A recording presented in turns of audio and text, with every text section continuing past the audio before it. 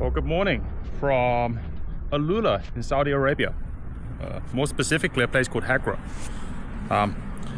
Somewhere near here in Hegra is the second city of the Nabateans. I think you could call it that. And the Nabateans were the people who built Petra.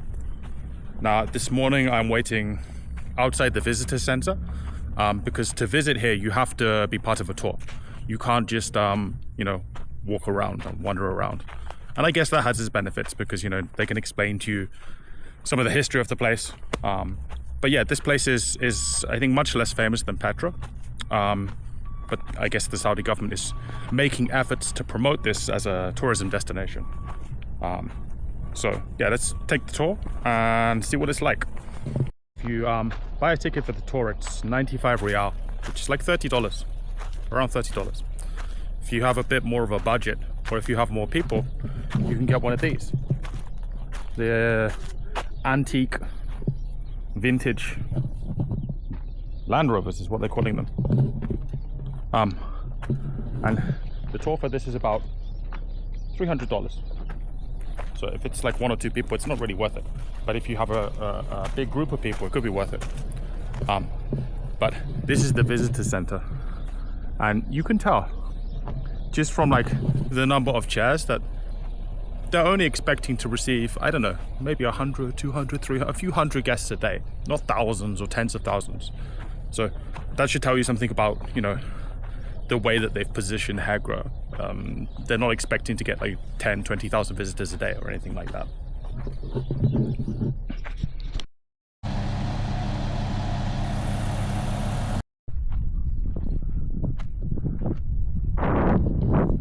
So on this tomb behind me, the guy said there's lots of different elements. You can see the head with the snakes. And there's a stairway to heaven. That's not the word he used, but that's what I'm calling it. But there's supposed to be 31 tombs around this rock. So let's have a look at the other places.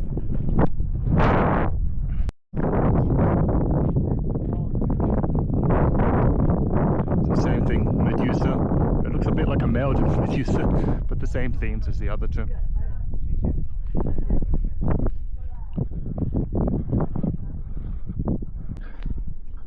You can see alcoves in the wall inside, which I guess is where they would bury people.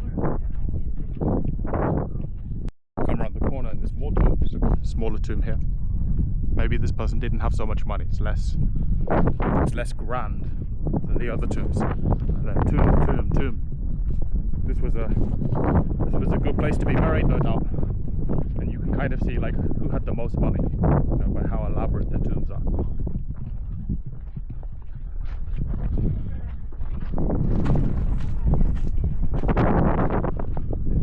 This was quite plain.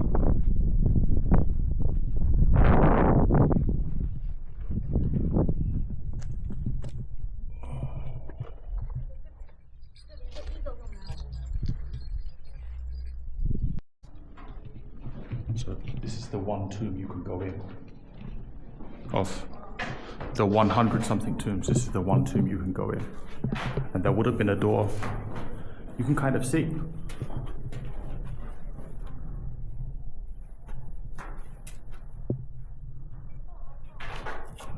I guess these would have been made to order.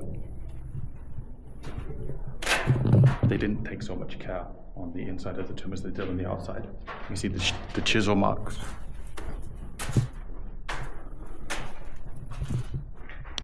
There's so many tombs here, look. And inscriptions. Or maybe this is graffiti actually, it might be graffiti, I don't know.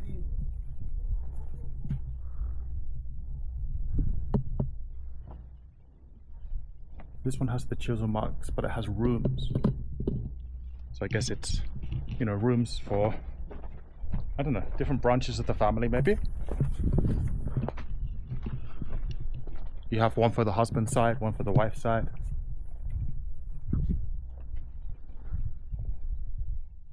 $21, $20. It just keeps going. But this 20, and what happened here?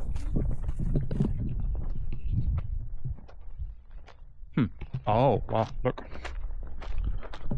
There's one at the top up here. I wonder how, you know, I wonder how you're supposed to get up there. Maybe you're not, maybe that's the point. Stop tomb robbers, you need a ladder to go up. They said most of these, when they found them, they were empty. And, you know, it's probably because, you know, 99% is because there were tomb robbers. But there's one, which I think we're going to go to in a minute, where they said they found 80 skeletons, 80 bodies.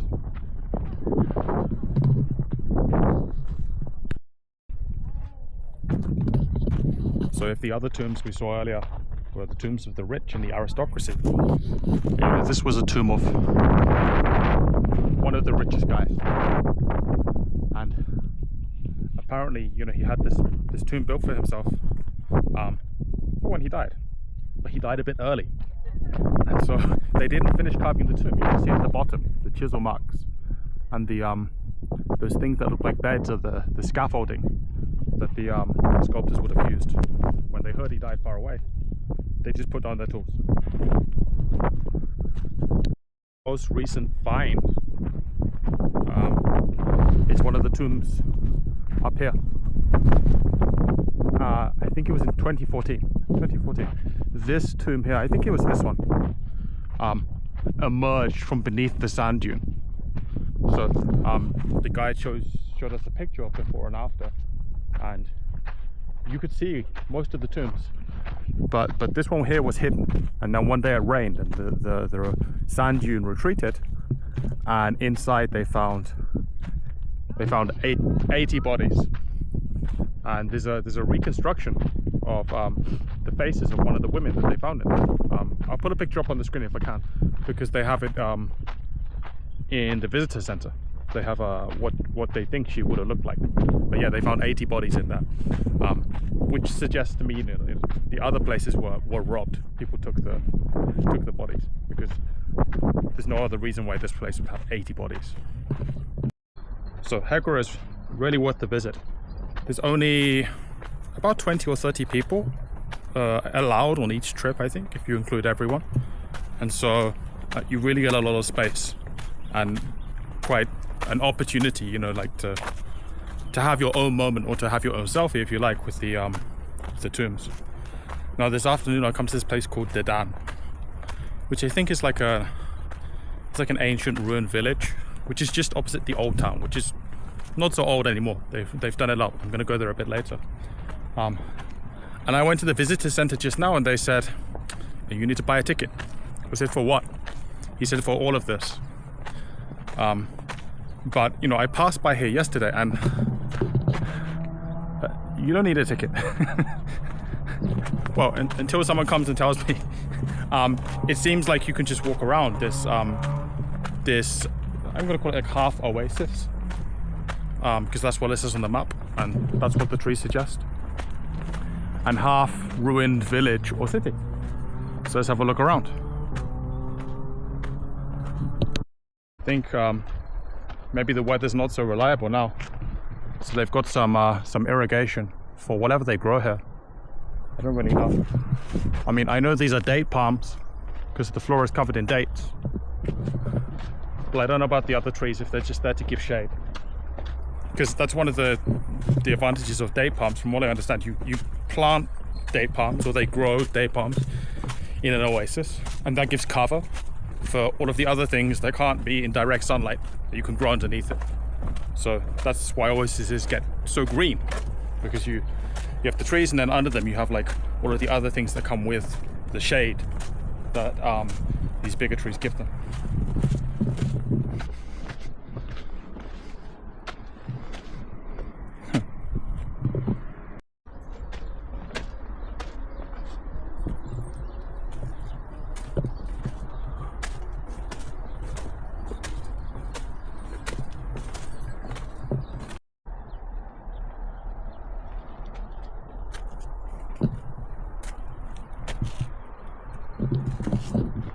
So you can see, like here, they've been doing some work on this, and they haven't made it all nice and new like they have in the Old Town, which I'll show you a bit later.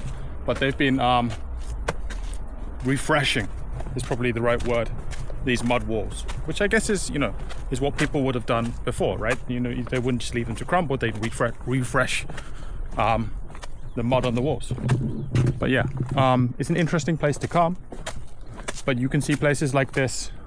Well, I've seen places like this in other countries in the Middle East too. So I think I'm gonna head to the next place, which is a place called Elephant Rock.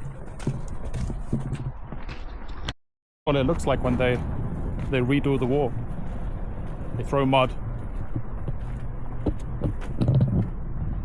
They literally take the mud and they throw it to renew the walls. There were some guys here just now, but I think they were worried that I'd get mud on me, on my clothes or something like that, and they kind of shoot me away. But they're gone, so I thought I'd just show you that. This morning in Hegra, there was a rock called Face Rock. I'll put a picture up on the screen if I can find it. Because, you know, all the strange rocks here, they've got to be shaped like something. And this one is Elephant Rock, which I think is supposed to be viewed from the other side. But there's a lot of people, and I saw a bus outside. It says for pilgrims who are doing Umrah and some other form of pilgrimage that I'm not too sure. So it's quite busy now. It's probably going to be a few hundred people here. Let's have a look. Well, that's the main view. And you can see there's a bunch of like sunken pits where you can sit and drink coffee or smoke shisha, I guess. Actually, I don't think you need to spend any money. I think you can actually sit here for free.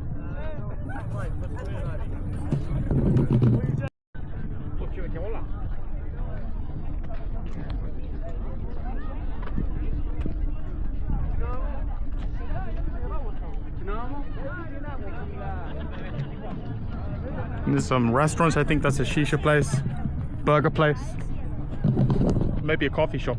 So it's got an atmosphere that's a bit more like a music festival, minus the drink, the drugs and the rock music.